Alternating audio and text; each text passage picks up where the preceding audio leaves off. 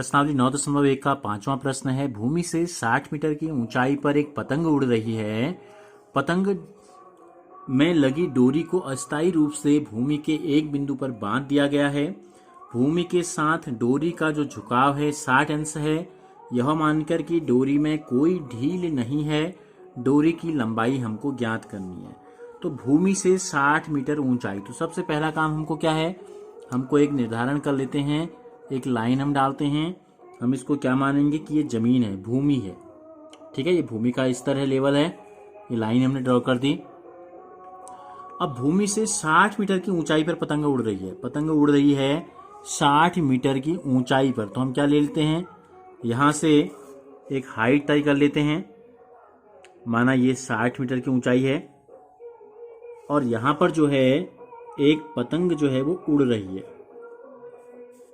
और लेकिन इसकी जो डोरी है वो डोरी कहाँ है, वो यहाँ जमीन के किसी एक बिंदु पर बांध दी गई है। इससे पतंग से जो डोरी लगी है उस डोरी को हमने इस प्रकार से यहाँ बांध दिया है, ठीक है, और इसमें कोई ढील नहीं दी गई है। अगर डोरी में ढील दे देंगे हम, डोरी को अगर ढीला हम छोड़ देंगे तो पतंग तो उड़ेगी इस प्रकार से, लेकिन डोरी जो होगी वो कैसी हो जाएगी, ढीली हो जाएगी इस प्रकार से। तो क्या होगा, एक समकोण त्रिभुज नहीं बन पाएगा, त्रिभुज नहीं बनेगा, क्योंकि दो तो सरल रेखाएं हैं, तीसरी एक वक्र होगी, ठीक है, घुमावदार आपको लाइन दिखाई दे रही है, तो एक त्रिभुज नहीं बन पाएगा, सरल रेखाखंड नहीं है।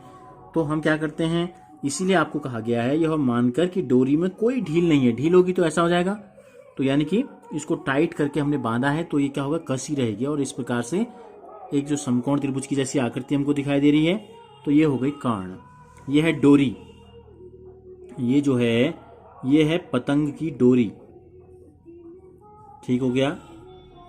और पतंग तो आपको दिखाई दे रही है, ये जमीन है, भूमि का तल है, भूमि है ये, और भूमि के स्तर से 60 मीटर की ऊंचाई पर ये पतंग उड़ रही है।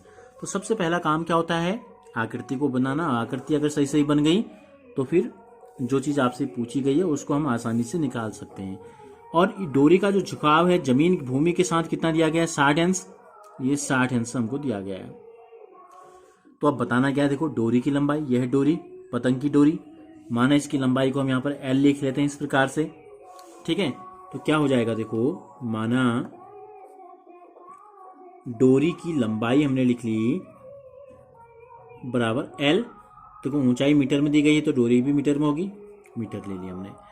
अब एक समकोण त्रिभुज हमको दिखाई दे रहा है, कोण 60 अंश है, 60 अंश के सामने वाली भुजा हमको दी गई है 60 मीटर, यानी कि लंब दी गई है, और समकोण के सामने वाली भुजा हमको बतानी है, यानी कि ये कर्ण हमको बताना है। तो कोण 60 अंश हमको दिया गया है, कोण 60 अंश के लिए कौन कौन सी भुजाएं हमको पता है, हम अलग से लिख सकते हैं, ठीक है, ताकि हमको पता चल जाएगा कि हमको साइन थीटा का यूज करना है, कोसेक का कॉस का, या सेक का टेन का, या कॉट का। तो देखो 60 के लिए 60 के सामने की भुजा लंब हमको दी गई है 60 मीटर, और समकोण के सामने वाली भुजा होती है कर्ण। अब कर्ण जो है ये है L, और ये हमको बताना है 60 अंश के लिए कर्ण है ये, ठीक है। तो हम क्या करेंगे, लंब दिया है, कर्ण बताना है, तो लंब और कर्ण किस त्रिकोणमितीय अनुपात में आते हैं, साइन में। तो इसलिए हम यहाँ प्रयोग करेंगे कि समकोण त्रिभुज जो हमको दिखाई दे रहा है, नाम हम इसका कुछ रख लेते हैं, इसको हमने A ले लिया, ठीक है, पतंग जहां पर है उसको हमने A ले लिया, इसको हम ले लेते हैं B, और इसको हम ले लेते हैं C। तो समकोण त्रिभुज ABC में कौन सा कोण त्रिकोणमितीय अनुपात हम लगाएंगे, हमने बताया आपको साइन, या कौशिक भी लगा सकते हैं, दोनों लगा सकते हैं, ठीक है, क्योंकि साइन में होता है लंब बट्टे कर्ण, कौशिक होता है कर्ण बट्टे लंब। तो साइन 60 अंश बराबर हो जाएगा लंब बट्टे कर्ण, लंब कितना है 60 मीटर है, कर्ण क्या है L हमको बताना है, साइन 60 का मान रख दो, कितना होता है, साइन 60 का मान होता है, अगर आपको याद नहीं है तो आप टेबल में देख सकते हैं, √3/2 बराबर 60/L।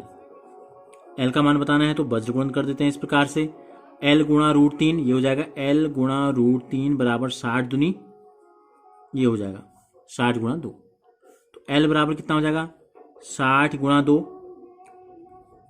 बट्टे √3। देखो हर में रूट नहीं लिखते, हमने आपको बताया क्या करते हैं, हर का परिमेयीकरण करते हैं, तो √3 से अंश और हर दोनों में गुणा कर देंगे, तो ये हो गया 60 गुणा 2 गुणा √3 और नीचे हो गया √3 गुणा √3 3। 3 का भाग 60 में दे दो कितने बार? 20 बार। 20 दूनी 40 और क्या बच गया साथ में? √3 बच गया। तो क्या पता चल गया हमको? L। यही हमको बताना था, तो लिख देंगे अतः डोरी की जो लंबाई है, पतंग की डोरी की लंबाई ये हमने ज्ञात कर ली। ये है आपके 40 √3 मीटर।